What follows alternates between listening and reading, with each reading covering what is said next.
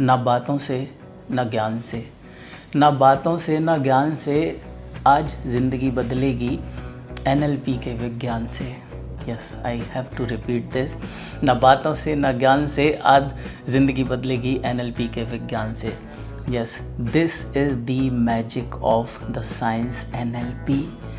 And today here in Disha Talk powered by Motivate Me, I have a special guest to whom I call the scientist of NLP. So here let me welcome Mr. Ved in front of you. Mr. Ved has been into the research of NLP for last 14 years. He is an accomplished NLP coach. He has coached celebrities, businessmen, and his viewers, his clients are across the world. Isn't it amazing?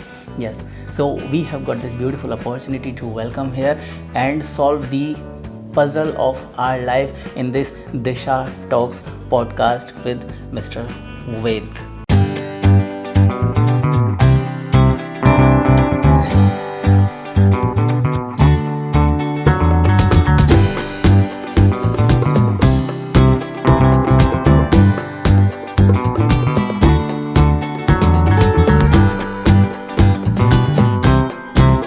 सो आज जो आपसे मैं पूछने जा रहा हूँ that is very much useful to me in my profession and for my students most importantly.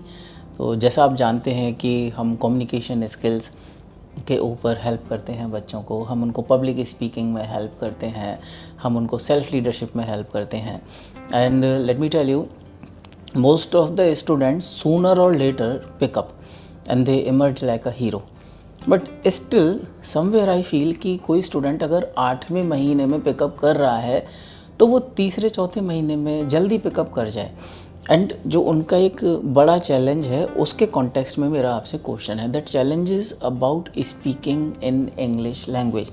And आप जानते हो कि हमें प्रोफेशनली ग्रो करने के लिए, करियर में ग्रो करने के लिए इंग्लिश लैंग्वेज में तो हमें अडेप्ट करना ही होगा।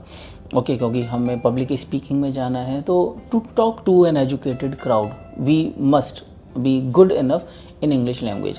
सो the struggle that students face and that I am looking for this about the solution for that is कि वो इंग्लिश बोलने में एक अनरियलाइज्ड हेजिटेशन फील करते हैं, कोई फियर है।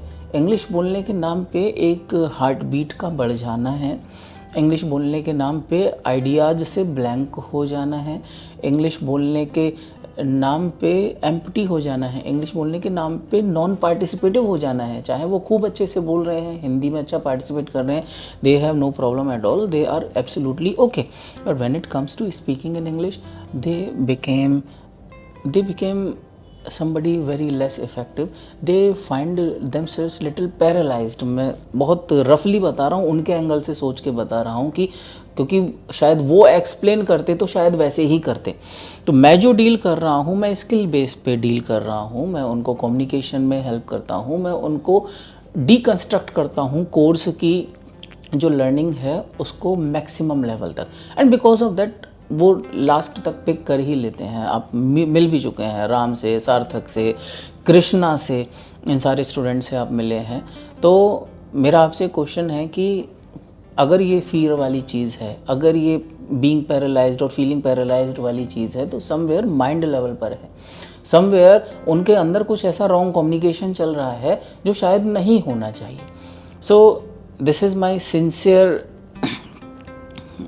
रिक्वेस्ट कि आप इसमें हेल्प करें, जिससे कि बहुत सारे स्टूडेंट्स जो हैं, मेरे हों या इस दुनिया में कहीं के भी स्टूडेंट्स हों, वो इंग्लिश लैंग्वेज को लेके एक अनरियलाइज्ड फियर जो है ना उससे ओवरकम कर जाएं।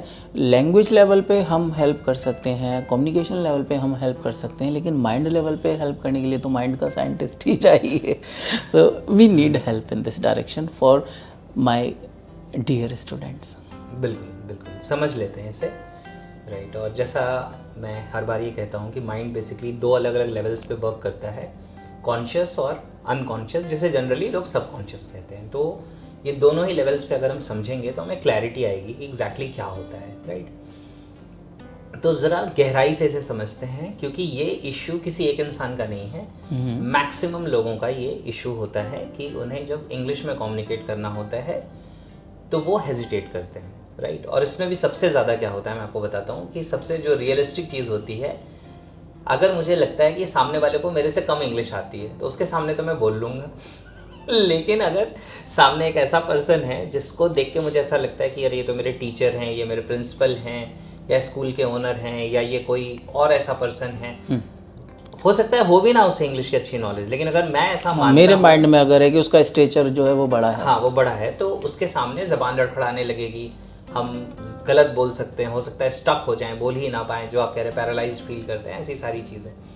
तो ये जो गेम है, ये गेम है परसेप्शन का। सबसे पहले तो ये समझिए कि हम किसी चीज़ के कंपैरिजन में खुद को बड़ा समझ रहे हैं। जैसे कोई चीज़ है वो इस लेवल की है, हम खुद को बड़ा समझ रहे हैं या छोटा समझ रहे हैं। अगर हम छोटा समझ रहे हैं तो ये चीज़ मेरे लिए एक मेरे से बड़ी प्रॉब्लम है, मेरे से बड़ा इशू। ऑलराइट। लेकिन अगर हम खुद को बड़ा समझ रहे हैं तो ये इशू मेरे सामने कुछ भी नहीं है। ओके, गेटिंग क्लैरिटी, समझ आ रही चीज़ें। ये इशू यहीं का यहीं है। फ़र्क इस इशू से नहीं पड़ रहा, फ़र्क इस बात से पड़ रहा है कि मेरा जो लेवल है वो क्या है। अपने माइंड के अंदर मैं खुद को किस लेवल का समझ रहा हूँ या समझ रही हूँ, जो भी लोग, जो भी जेंडर वाइज होगा वो। तो इसे समझते हैं कि एक्चुअली क्या होता है, इंग्लिश के साथ इतना फियर क्यों होता है। उसका बहुत बड़ा एक रीज़न है। सबसे पहली चीज़ तो क्या है कि ये हमारे यहाँ जनरेशन से आई है। जनरेशन से कैसे आई है कि इंडिया में ब्रिटिश रूलर्स आए थे, राइट।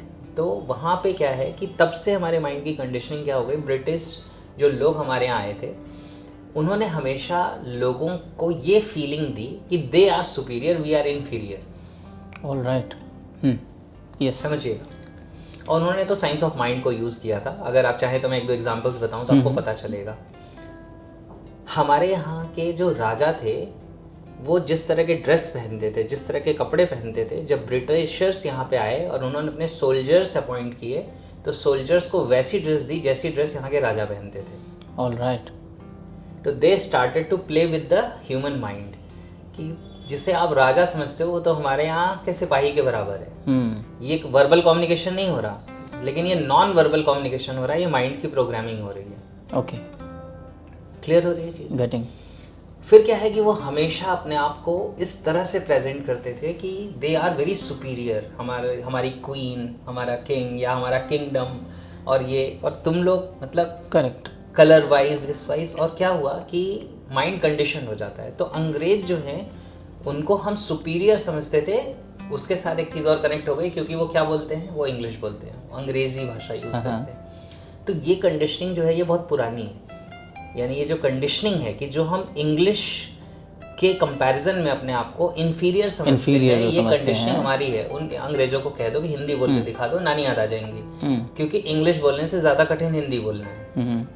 और चाइनीज़ सिखा दो तो दोनों को नानी याद आ जाएंगी, क्योंकि वो और भी ज़्यादा टफ है, राइट, और भी ज़्यादा चैलेंजिंग है ना। तो सबसे पहले जो इसके पीछे जो रीजंस है ना, वो बहुत पहले से कंडीशनिंग आ रही है। तो पेरेंट्स भी जो होते हैं जिस तरह से बात करते, कहते अरे भाई बाकी सब ठीक है, हमारा बच्चा अंग्रेजी बोल ले।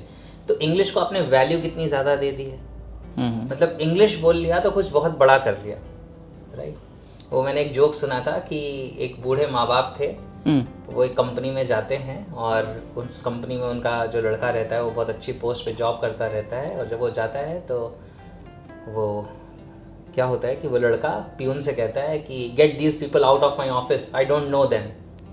और वो बाहर आते हैं और उनकी आंखों से खुशी के आंसू निकल रहे हैं। तो प्यून पूछता है कि आप इतना खुश होगे क्यों रो रहे हो? तो कह रहा है तूने सुना नहीं, मेरा लड़का अंग्रेजी बोल रहा है। तो अंग्रेजी में क्या बोल रहा है वो पेरेंट्स को नहीं पता, मैटर नहीं करा उनके लिए, लेकिन उनके लिए ये मैटर कर गया कि वो इंग्लिश बोल रहा है, अंग्रेजी बोल रहा है। तो मेन क्या है ना कि हमने इंग्लिश को हवा बना दिया। हमने इंग्लिश को ऐसा बना दिया कि कोई इंग्लिश बोल रहा है तो ये बहुत सुपीरियर है, ये बहुत इंटेलिजेंट है, ऐसा ऐसा है। तो इस वजह से क्या होता है कि हमने किसी चीज़ को इतना बड़ा बना दिया जितना बड़ा वो है नहीं, जिसके कंपैरिजन में हम छोटा फील करते हैं, राइट।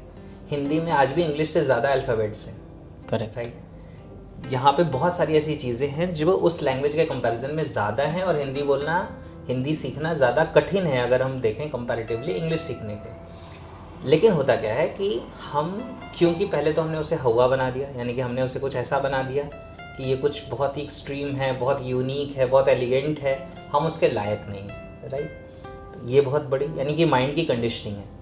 दूसरी जो चीज़ होती है वो क्या होती है, बहुत सिंपल सी बात है। अगर आप जैसे स्टूडेंट्स को हेल्प करना चाहते हैं, आप तो ऑलरेडी ये चीज़ें कर रहे होंगे, फिर भी मैं बताता हूँ कि किसी को, जैसे मैं एनसीसी में था, एयर एनसीसी में, तो मेरे जो एयर एनसीसी के सर थे, सुशील श्रीवास्तव सर, उन्होंने कहा कि जब उन्होंने शायद प्लेन वेन भी चलाया था, मतलब फ्लाई किया था, तो कहते हैं कि जब मेरी वो ट्रेनिंग थी, जब मैं वहाँ गया तो मेरे इंस्ट्रक्टर ने मेरे से पूछा कि Sushil, have you ever ride a bicycle, कभी बाईसाइकिल चलाई है?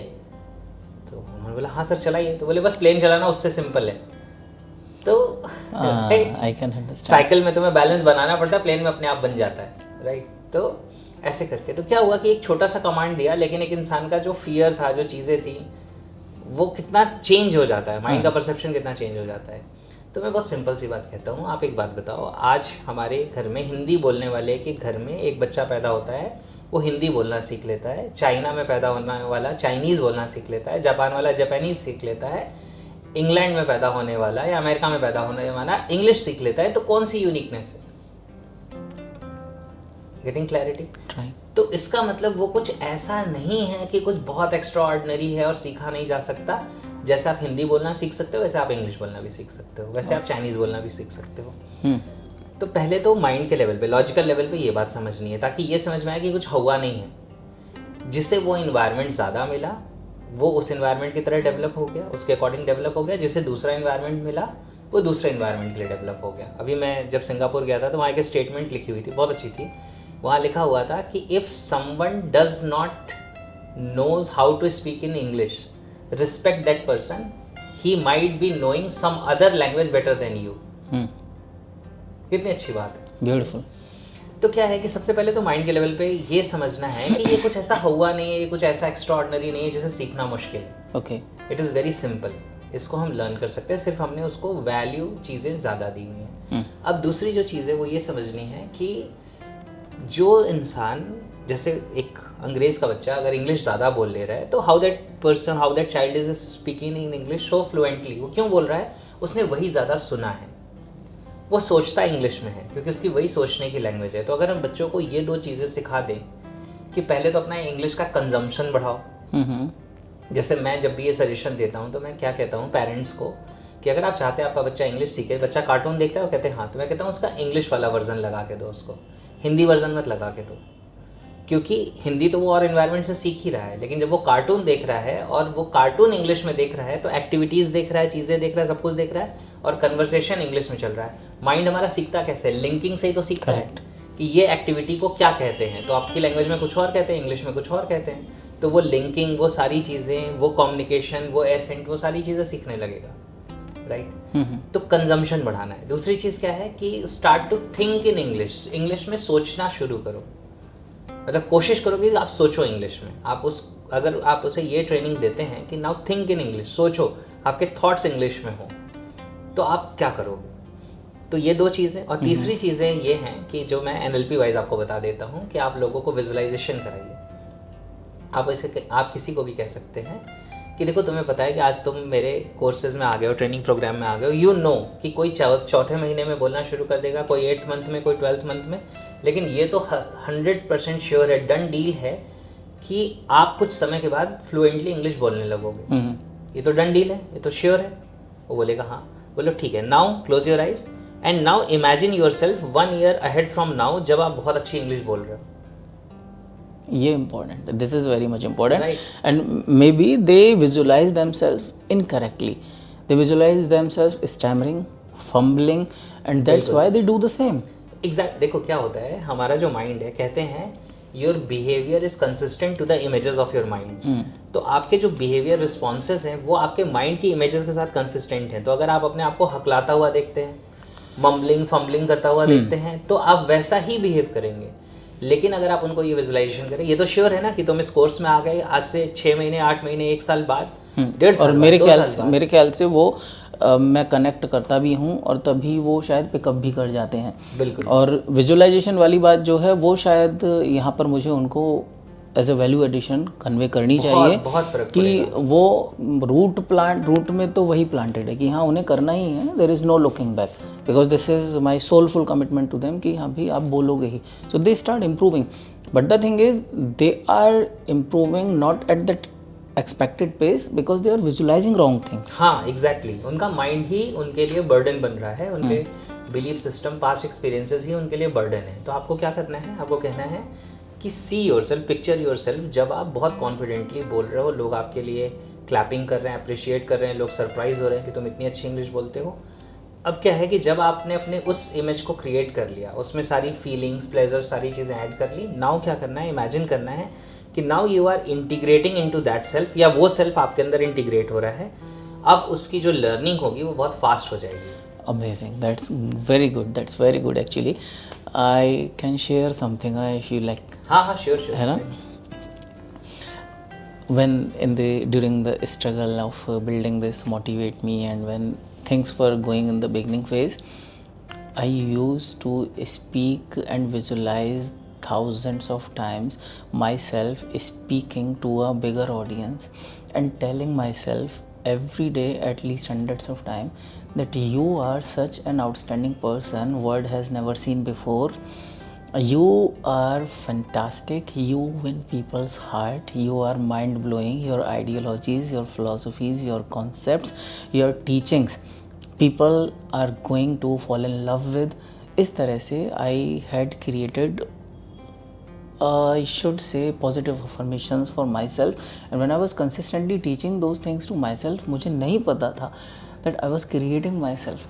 And now today, when today I look at myself, the things, the students I am able to add value to the lives of, I am really fascinated कि हाँ मैं वही कर रहा हूँ जो मैं क्रिएट कर रहा था. So that what I am able to do today is something that I created in my past, and through what I visualized and through what I spoke to myself. Exactly तो यही है जो आपको आगे student को pass on करना है, और आप कर भी रहे हैं, राइट। और क्योंकि आप ऑलरेडी इंग्लिश स्पीकिंग के फील्ड में वर्क कर रहे हैं, आप लोगों को ट्रेन कर रहे हैं, तो बहुत अच्छा होगा। आई विल रियली अप्रिशिएट, क्योंकि व्यूअर्स के लिए ये बहुत इंपॉर्टेंट होगा कि इफ़ यू शेयर कि how they can get benefited. अगर वो लर्न करना चाहते हैं आपसे तो कैसे लर्न कर सकते हैं? या डेफिनेटली, पहले तो मैं आपके साथ शेयर करना चाहूँगा कि लाइफ में मैं एक्चुअली स्टोरी के थ्रू बताऊँगा। Most of us don't realize, but we are lost in the race of life. We are more or less like the next person, like a person next to us or around us. हमारे बीच में ज़्यादा difference कई बार नहीं होता है. So same was the case with me. Okay, and I came to figure out कि मुझे life में अगर कुछ डिफरेंट करना है तो मुझे अपने साथ करना है. And I chose personal development. मैंने कहा अपने कम्युनिकेशन पे वर्क करूँगा, अपने स्पीकिंग एबिलिटी पे वर्क करूँगा, तो इस तरह से मैं अपने पर्सनल डेवलपमेंट पे वर्क करूँगा. एंड पर्सनल डेवलपमेंट में the most important part is self leadership. तो अगर मैं मोटिवेट मी की बात करता हूँ तो motivate me works on personal development and on people's lives on 2 tracks. One is communication and another is self leadership. तो हम लोगों को अच्छे रिचुअल्स को एम्ब्रेस करने में हेल्प करते हैं. People integrate those great values into themselves and they start living by those values, those behaviours naturally. So when after learning with us, when they live their life, they think that beautiful things are naturally aligned and they have ritualized them and they are living by them. And when we are living by good things, right behavior, and we are taking correct initiatives and they are the part of our daily rituals, then everything else starts happening naturally. Second thing about communication skills. So about communication skills, we help people to be unique, we help people to be authentic, we help people not just, we don't teach how to speak, let me be very frank, we teach what to speak, how much to speak and when to speak. That makes us different. So when our students, our people, our clients speak, they perform in front of audience, they give seminars and like Sarthak and Ram. So what makes them differ? They are not different because they speak good English. English तो हमारे यहाँ सबको बोलना आ ही जाता है. That is the basic necessity. अगर आपको इंग्लिश ही सीखना है तो you go somewhere else, don't come to us. But if you want to work upon your ideologies, if you want to work upon your creative thinking, if you want to stand out and be different from the crowd and be on the stage addressing people and not just addressing but creating beautiful impact in their lives, in their mind, and then live throughout your life with that uniqueness, then Motivate Me helps you, because Motivate Me is academy for heroes. So we awaken heroism of people, and we actually help them get rituals of living like a hero. So अगर मैं courses की बात करता हूँ, for public speaking we have 2 courses like presentation line that can help us people get very good in presenting themselves or giving presentations in their offices, in their workplace, that can get them good promotion and a good hike in the salary. If they want to give seminars and address a wider audience of 100 and 200 and 500 and 1000, then we have Vaktasur. Okay, and we also do workshop for corporates, for the employees, for workplace leadership, for sales and other stuff, critical thinking, common sense. And along with that, if we talk about communication, yes, of course, there are things like our most popular course. I'm just going to name, because we have 55 above courses. We cannot keep telling everything here. For that, I would request you to inquire further. One is Making of Heroes. Making of Heroes is our top-notch course, and that everybody wants to come in. That covers most of the things, and that is our most popular and most demanded course. So Making of Heroes is something that people can go for, and our core value is promising and commitment, being promising with the people and being committed to their transformation. So this is how I think we are able so to wonderful. Great. Thank you so much for asking.